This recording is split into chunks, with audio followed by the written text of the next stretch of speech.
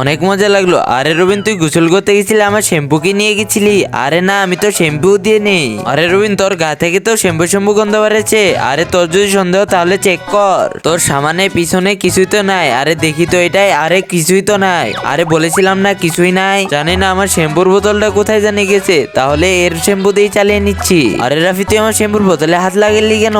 আমার অনেক চাপ দিছে। রবিন, এই টয়লেট টিস্যুটা আমাকে দিয়ে দে। আরে আমার কাছে কোনো টয়লেট টিস্যু নাই। আরে এই মাত্রই তো দেখলাম। আরে বিশ্বাস করতেছিস না কেন? নাই, এখানে আমার ছোটবেলার ছবিটা লাগেনি। আরে ধুর, আমার ওয়াশরুম পেয়েছে।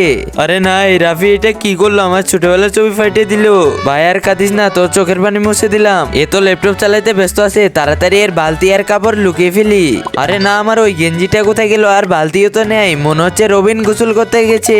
হ্যাঁ, ও তো ঘরে নেই, ওই নিয়ে গেছে। আরে বাবা, অনেক জোর বাসলাম, খুব চাপ দিয়েছিল। তার আগে যদি তুমি মনে করো এই বিড়ালটা কিউট, তাহলে লাইক আর সাবস্ক্রাইব করো। এই পাপিটাকে দেখো, সে ক্ষুধার্ত আর ঠান্ডায় কাঁপছে, আর কেউ তাকে সাহায্য করছে না। তুমি যদি ভালো মানুষ হও তাহলে লাইক আর সাবস্ক্রাইব করো, আর কমেন্টে একটা হার্ট ইমোজি দাও। আরে এই বালতি কোথা থেকে আসলো? আচ্ছা রাফি, তুই নিয়ে গেছিলি এই বালতি? যাই হোক রাফি, কোনো ব্যাপার না, আমার গেঞ্জিটা ধুয়ে আন দে।